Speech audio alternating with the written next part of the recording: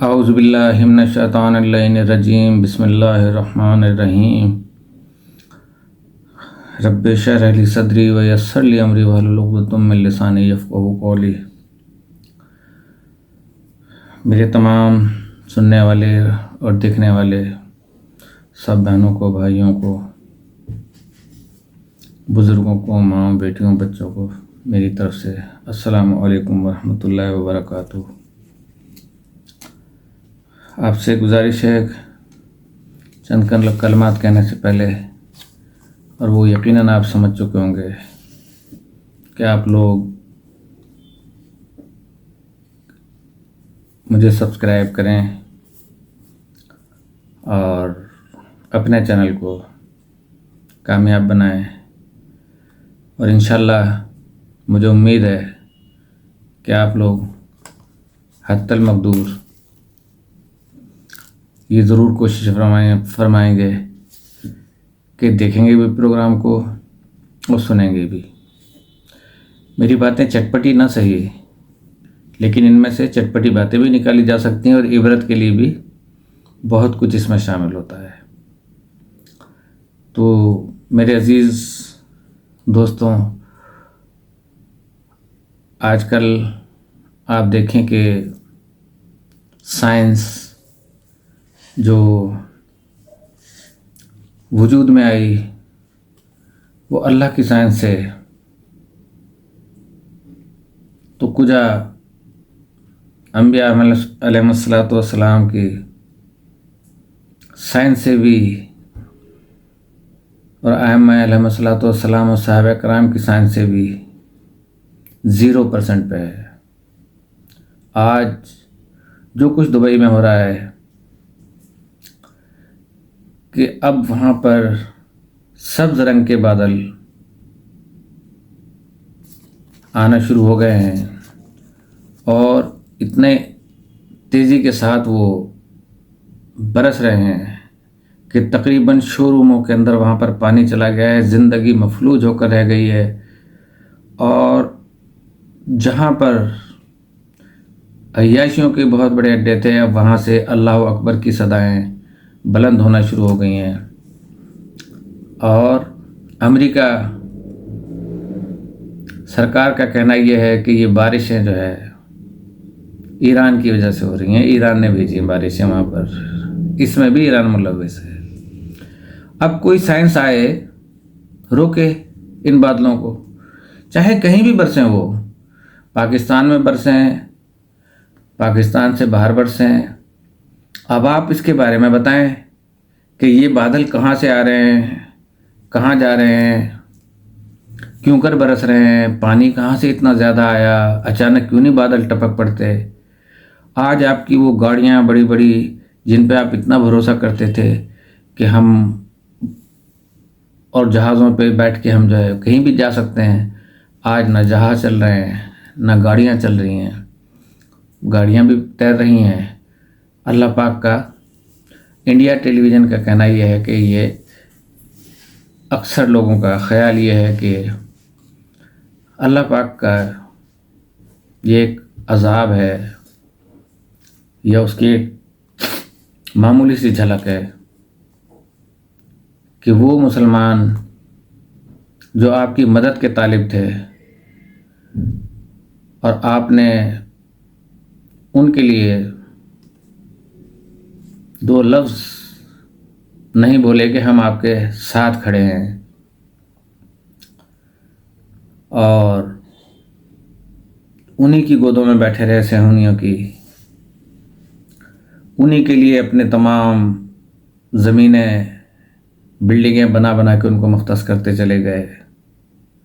ہر چیز، ہر بری چیز دبئی میں ملتی ہے، تو کتنا افسوسناک مقام ہے۔ آج ان بچوں کی آہیں سارے مسلمان ممالک سوچ لیں کہ یہ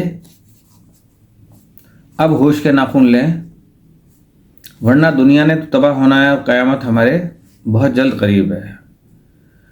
لیکن اللہ تعالیٰ نے اپنی کلام میں پاک میں یہ ارشاد فرما دیا ہے کہ میں ایسی قوموں پر اپنا عذاب نازل کرتا ہوں اور کرتا رہے گا۔ لہذا یہ سوچنا کہ آپ اس سے بچ جائیں گے تو ایسا کبھی بھی نہیں ہو سکتا۔ 19 افراد صرف عمان میں بارشوں سے مرے ہیں، دبئی میں بہت زیادہ تعداد میں جو ہے نا وہ مرے ہیں، اور یہ بھی سنا ہے محکمہ موسمیات کی طرف سے کہ 24 سے 48 گھنٹے کے اندر یہ اسپیل دوبارہ دبئی میں آنے والا ہے۔ وہاں کی بلڈنگوں تک کو خطرات لاحق ہو چکے ہیں۔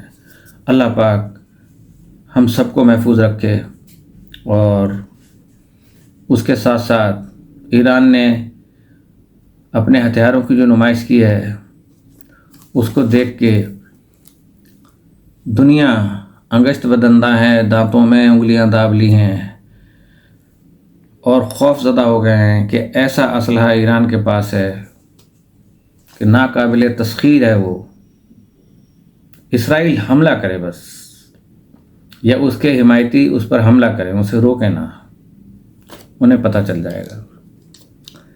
تو بہرکیف اللہ پاک ہم سب پر اپنا رحم نازل کرے اور ہمیں نیک ہدایت دے، اور توبہ کی توفیق عطا کرے ان حضرات کو جو اس وقت پریشانی میں ہیں، اور ہمیں بھی توبہ کی توفیق عطا کرے، اور ہمیں بھی بچنا چاہیے اپنے گناہوں سے اور تمام اس قسم کے معاملات سے جن سے انسانی المیہ جنم لیتے ہیں، اور اس کا سبب ہم انسانی ہیں۔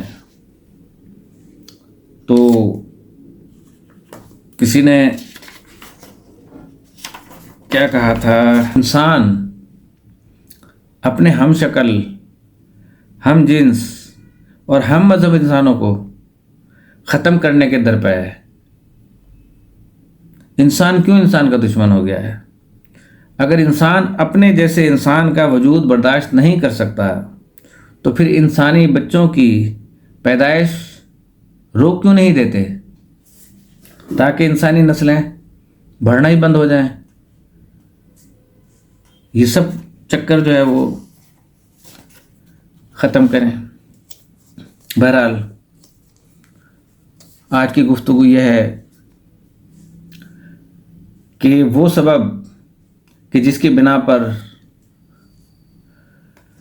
انسانی اعضاء و جوارح جیسے ہماری آنکھ ہے، ناک ہے، کان ہے، ہونٹ ہیں، دماغ ہے، اس کے بارے میں آپ کو کچھ امام کی زبانی بتانا چاہتا ہوں، اور امید ہے کہ آپ کی معلومات میں بہت اچھا اضافہ ہوگا اور انشاءاللہ آپ اسے یاد رکھیں گے۔ تو یہ ہے کہ روایتوں سے ثابت ہوتا ہوا ربی مصاحب جو ہیں خلیفہ منصور سے ان کا بیان ہے کہ ایک دن حضرت امام جعفر صادق علیہ السلام دربار میں تشریف لائے۔ اس وقت منصور کے پاس ایک مرد ہندی طب کی کتابیں پڑھ کر منصور کو سنا رہا تھا۔ امام جعفر صادق علیہ السلام خاموش بیٹھے ہوئے سنتے رہے۔ جب وہ مرد ہندی سنا کر فارغ ہوا تو امام جعفر صادق علیہ السلام سے بولا، جو کچھ میرے پاس ہے وہ آپ کو چاہیے؟ امام کو چاہیے؟ تو آپ علیہ السلام نے فرمایا، نہیں، اس لیے کہ تمہارے پاس جو کچھ ہے اس سے بہتر ہمارے پاس خود موجود ہے۔ اس نے کہا کہ آپ کے پاس کیا ہے؟ آپ علیہ السلام نے فرمایا کہ میں گرمی کا علاج ٹھنڈک سے کرتا ہوں، ٹھنڈک کا گرمی سے، ترک کا خشک سے علاج کرتا ہوں، تری جو ہے ترک کا خشک سے علاج کرتا ہوں، اور تمام امور خدائے عز و جل کے حوالے کر دیتا ہوں۔ نیز رسول اللہ صلی اللہ علیہ وسلم نے جو کچھ فرمایا ہے اس پر عمل کرتا ہوں۔ چنانچہ حضرت صلی اللہ علیہ وآلہ وسلم نے یہ فرمایا کہ واضح رہے کہ معدہ بیماریوں کا گھر ہے، اور بخار بذات خود ایک دوا ہے انسان کے لیے۔ بہت ساری بخار سے جو ہے نا بلائیں اور بیماریاں اور انفیکشن جو ہے نا وہ ٹل جاتے ہیں، اور میں بدن میں اس طرف پلٹاتا ہوں کہ جس کا عادی ہو وہ. یعنی مولا کہہ رہے ہیں کہ میں بدن کو اس طرح پلٹاتا ہوں کہ جس کا وہ عادی ہے. تو مرد ہندی نے کہا یہی تو طب ہے، اس کے علاوہ اور کیا ہے؟ تو امام جعفر صادق علیہ السلام نے فرمایا تمہارا یہ خیال ہے کہ میں نے طب کی کتابیں پڑھ کر یہ سبق حاصل کیا ہے؟ اس نے کہا جی ہاں. آپ علیہ السلام نے فرمایا نہیں، خدا کی قسم نہیں، میں نے جو کچھ لیا ہے صرف اللہ سے لیا ہے. اچھا بتاؤ، میں علم طب زیادہ جانتا ہوں یا تم؟ مرد ہندی نے کہا. امام نے فرمایا نہیں، میں زیادہ جانتا ہوں. امام جعفر صادق نے فرمایا اچھا، اگر تمہارا یہ دعویٰ ہے تو میں تم سے کچھ سوالات کرتا ہوں. اے ہندی، یہ بتاؤ کہ سر میں ہڈیوں کے جوڑ کیوں ہیں؟ اس نے کہا میں نہیں جانتا. آپ علیہ السلام نے فرمایا سر کے اوپر بال کیوں بنائے گئے ہیں؟ اس نے کہا مجھے نہیں معلوم. فرمایا اور پیشانی کو بالوں سے خالی کیوں رکھا گیا ہے؟ اس نے کہا مجھے نہیں معلوم. اور فرمایا امام نے کہ پیشانی پر خطوط و لکیریں یہ کیوں ہیں؟ اس نے کہا مجھے نہیں معلوم. آپ علیہ السلام نے فرمایا کہ دونوں ابروؤں کو دونوں آنکھوں کے اوپر کیوں قرار دیا؟ آئی بروز کہتے ہیں جنہیں. اس نے کہا مجھے نہیں معلوم. فرمایا بتاؤ آنکھیں بادام کی طرح کیوں ہیں اور اللہ نے انہیں اس طرح کیوں تخلیق کیا ہے؟ اس نے کہا مجھے نہیں معلوم. آپ نے فرمایا یہ ناک دونوں آنکھوں کے درمیان کیوں بنائی گئی؟ اس نے کہا مجھے نہیں معلوم. فرمایا بتاؤ ناک کے نیچے سوراخ کیوں ہیں؟ یعنی کہنے کا مقصد یہ تھا کہ ناک کے سوراخ نیچے کی طرف کیوں ہیں؟ اس نے کہا مجھے نہیں معلوم. فرمایا کہ ہونٹ اور مونچھیں منہ کے اوپر کیوں بنائی گئیں؟ اس نے کہا مجھے نہیں معلوم. فرمایا بتاؤ سامنے کے دانت تیز کیوں ہیں، داڑھ کے دانت چوڑے اور سامنے کے دانت لمبے کیوں ہیں؟ اس نے کہا مجھے نہیں معلوم. فرمایا مردوں کے داڑھی کیوں نکلتی ہے؟ اس نے کہا مجھے نہیں معلوم. کہا اچھا یہ بتاؤ کہ ہتھیلیوں پر بال کیوں نہیں اور ہتھیلی بالوں سے خالی کیوں ہوتی ہے؟ اس نے کہا مجھے نہیں معلوم. فرمایا بتاؤ ناخنوں اور بالوں میں جان کیوں نہیں ہوتی؟ اس نے کہا مجھے نہیں معلوم. فرمایا بتاؤ انسان کا دن صنوبری شکل کا کیوں بنایا؟ اس نے کہا مجھے نہیں معلوم. فرمایا بتاؤ پھیپھڑوں کو دو ٹکڑوں میں کیوں بنایا اور ان کی حرکت اپنی جگہ کیوں ہے؟ اس نے کہا مجھے نہیں معلوم.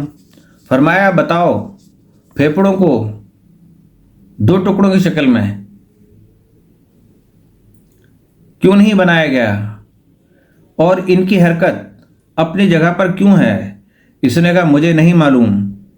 فرمایا بتاؤ جگر ابھرا ہوا کبڑے کی شکل کا کیوں ہے کہ جس طرح کبڑا ہوتا ہے جو آنکھ نکل جاتی ہے اس کی پیٹھ پیچھے سے، وہ کیوں ہے؟ اس نے کہا مجھے نہیں معلوم. پھر امام نے فرمایا تجھے نہیں معلوم یہ درست ہے لیکن مجھے معلوم ہے. اب مرد ہندی نے کہا کہ آپ کو اگر معلوم ہے تو بتائیے.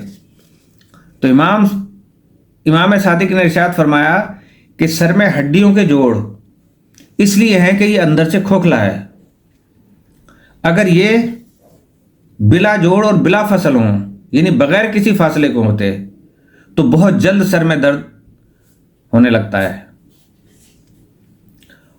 اور فصل کی وجہ سے درد سر دور رہتا ہے. یعنی الگ الگ کر کے بنایا. اگر یہ الگ نہیں بناتا تو سر میں شدید درد ہوتا. اور اب بھی جو سر میں درد ہوتا ہے جب یہ مل جاتے ہیں آپس میں تو سر میں درد ہوتا ہے، تو پھر اس کو کیمیکلی طور پہ یا جو دوائیں دی جاتی ہیں اس سے وہ جوڑ کھلتے ہیں تو اس کا درد غائب ہو جاتا ہے. سبحان اللہ. تو اس فصل کی وجہ سے جو ہے وہ درد سر رہتا ہے. اور سر پر بالوں کی پیدائش اس لیے ہے تاکہ اس کی جڑوں کے ذریعے تیل وغیرہ دماغ تک پہنچے اور اس کے اطراف سے بخارات نکلتے رہیں اور سر جو ہے گرمی اور سردی کے اثرات کو دور رکھے بالوں کی وجہ سے. اور پیشانی کے بالوں کو اس لیے خالی رکھا گیا کہ وہاں سے آنکھوں کی طرف سے روشنی اترتی ہے. اور پیشانی پر خطوط اور لکیریں اس لیے ہیں کہ سر سے جو پسینہ بہے وہ آنکھوں کی طرف نہ آئے, وہ اسی پہ رکا رہے اور پھر وہ ایسے چلا جاتا ہے, ایسے چلے جاتا ہے. ہمیشہ نہ پسینہ پوچھنے والا ایسے پوچھتا ہے, اس طریقے سے یہ نکل جاتا ہے اس طریقے سے. اور آنکھوں پہ یہ دونوں ابرو اس لیے پیدا کی ہے یہ چیز کہ آنکھوں تک بقدر ضرورت روشنی پہنچے. اے ہندی, کیا تم نہیں دیکھتے کہ جب روشنی تیز ہوتی ہے تو لوگ اپنی آنکھوں کے سامنے ہاتھ رکھ لیتے ہیں تاکہ ان تک بقدر ضرورت روشنی پہنچے. اور ان دونوں آنکھوں کے درمیان ناک اللہ نے اس لیے رکھ دی تاکہ دونوں کے درمیان روشنی برابر تقسیم ہو جائے. اور آنکھوں کو بادام کی شکل میں اس لیے بنایا کہ اس میں سرمے کی سلائی میں دوا مناسب طور پر چل سکے اور جا سکے اور آنکھوں کا مرض دور ہو سکے. اور ناک کے سوراخ اس لیے نیچے رکھے گئے کہ تاکہ دماغ سے جو فاسد مادہ ہے نکلے وہ نیچے گر جائے اور ناک سے خوشبو اوپر جائے. اگر یہ سوراخ اوپر ہوتے تو نہ دماغ کا فاسد مادہ نیچے گرتا, نہ کسی شے کی خوشبو وغیرہ ملتی. اور مونچھیں اور ہونٹ منہ کے اوپر اس لیے رکھے گئے تاکہ وہ دماغ سے بہتے ہوئے فاسد مادے کو روکے اور منہ تک نہ پہنچے, تاکہ انسان کے کھانے پینے کی چیزوں کو آلودہ نہ کرے. اور مردوں کے چہرے پہ داڑھی اس لیے ہے تاکہ ایک نظر میں عورت اور مرد کی پہچان ہو سکے اور پتہ چل جائے کہ آنکھوں کے سامنے مرد ہے یا عورت. اور سامنے کے دانتوں کو تیز اس لیے بنایا کہ اس سے چیزوں کو کاٹتے ہیں, اور داڑھ کے دانت چوکور اس لیے ہیں کہ اس سے غذا کو پیسا جاتا ہے. اور سامنے کے دانت کو طویل اس لیے رکھا تاکہ داڑھیں اور سامنے کے دانت مستحکم رہیں, جس طرح کسی عمارت کے ستون ہوتے ہیں. ہتھیلیوں کو بالوں سے اللہ نے اس لیے خالی رکھا کہ انسان اسی سے چھوتا ہے اور مس کرتا ہے. اگر دونوں میں بال ہوں تو انسان کو پتہ ہی نہ چلے کہ کیا چیز چھو رہا ہے. بال اور ناخن کو حیات اس لیے نہیں رکھا, اس لیے ان میں جان نہیں پیدا کی ناخنوں میں اور بالوں میں, کہ اگر اس کا طویل ہونا گندگی کا سبب ہے, اس کا تراشنا اچھا ہے. اگر دونوں میں جان اور حیات ہوتی تو انسان کو اس میں کاٹنے میں بہت تکلیف ہوتی. اور قلب صنوبر کی پھل کی مانند اس لیے ہے کہ وہ سرنگو ہے, اور اس کا سرا جو ہے نا وہ پتلا رہے, اس لیے کہ وہ پھیپڑوں میں داخل ہو کر اس سے ٹھنڈک حاصل کرے, تاکہ اس کی گرمی سے دماغ بھن نہ جائے, پک نہ جائے. اور پھیپڑوں کو 2 ٹکڑوں میں اس لیے بنایا تاکہ ان دونوں کے بھنچنے اور دباؤ میں وہ اندر رہے, اور ان کی حرکت سے راحت حاصل کرے. اور جگر کو کبڑے کی شکل اس لیے دی تاکہ وہ بدن پر وزن ڈالے اور معدے پر وزن ڈالے اور پورا اس پر گر جائے اور نچوڑ دے, تاکہ وہ بخارات وغیرہ جو اس میں ہیں نکل جائیں. اور گردے کو لوبیے کی شکل اس لیے دی کیونکہ منی کا انزال اسی پر قطرہ قطرہ ہوتا ہے.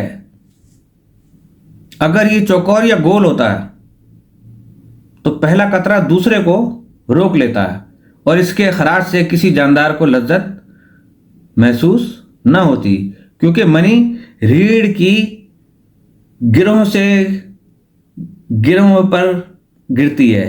ایک سے ریڑھ کی ہڈیاں جس طرح الگ الگ ہیں اس سے گری، پھر اس کے بعد نیچے گری، پھر اس کے بعد نیچے گری، پھر اس کے بعد نیچے گری، جو کپڑے کی مانند سکڑتا ہے اور پھیلتا رہتا ہے اور منی کو ایک ایک قطرہ کر کے مسانے کی طرف پھینکتا رہتا ہے۔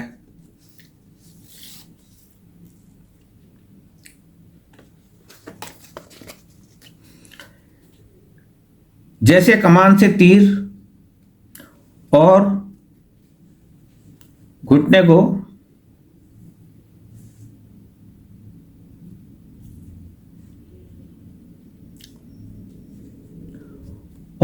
کو پیچھے کی طرف اس لیے موڑا کہ انسان اپنے آگے کی طرف چلے تو اس کی حرکت معتدل رہے۔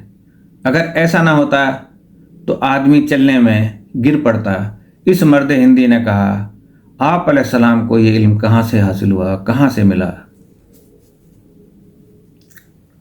فرمایا، میں نے یہ علم اپنے آبائے کرام سے، اور انہوں نے رسول اللہ صلی اللہ علیہ وآلہ وسلم سے، اور انہوں نے حضرت جبرائیل علیہ السلام سے، اور انہوں نے اس رب العالمین سے جس نے تمام اجسام و ارواح کو خلق کیا۔ اس مرد ہندی نے کہا، آپ علیہ السلام سچ فرماتے ہیں، میں گواہی دیتا ہوں کہ نہیں ہے کوئی معبود، نہیں ہے کوئی اللہ سوائے اسی کے، اور محمد صلی اللہ علیہ وسلم اس کے رسول اور بندے ہیں، اور آپ علیہ السلام اپنے زمانے کے بڑے عالم ہیں۔ تو اس طرح وہ جو ہندو طبیب تھا وہ مسلمان ہو گیا۔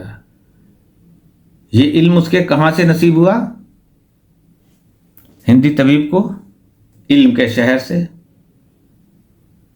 اور براستہ علم کے در سے ہوتا ہوا امام تک پہنچا۔ امام نے جب بیان کیا تو ہندی نے کلمہ پڑھ لیا۔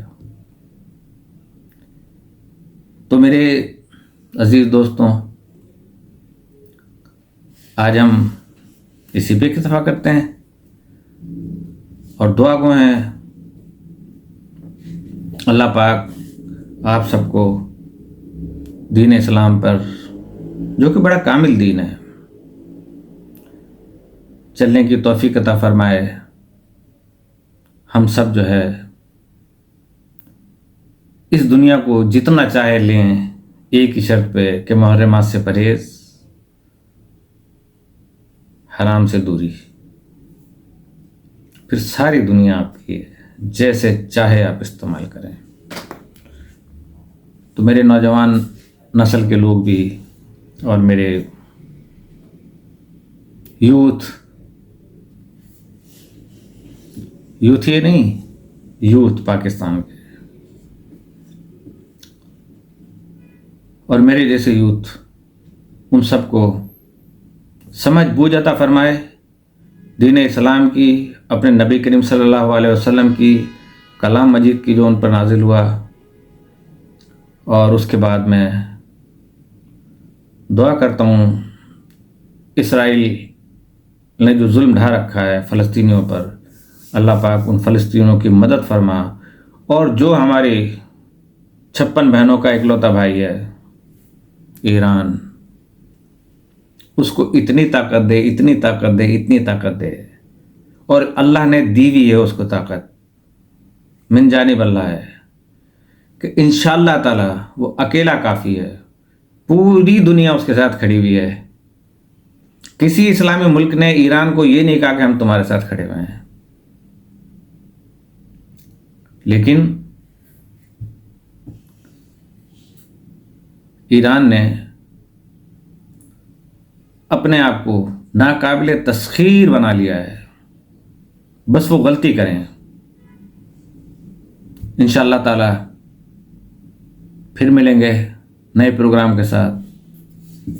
اس وقت تک کے لیے مجھے اجازت، اس دعا کے ساتھ کہ اللہ پاک ہم سب کی جان و مال و ایمان و عزت و آبرو کی حفاظت فرمائے، اور جو بیمار ہیں ان کو صحت کلی اور طول عمر عطا فرمائے، اور جو بیمار ہیں اور جو مقروض ہیں ان کو ان کا قرض خزانہ غیب سے عطا فرما دے۔ اور ہمارے رزق میں برکت عطا فرما اور ہمارے ان گناہوں کو معاف فرما جو ہماری دعاؤں کی راہ میں حائل ہیں۔ اسی کے ساتھ السلام علیکم ورحمۃ اللہ وبرکاتہ۔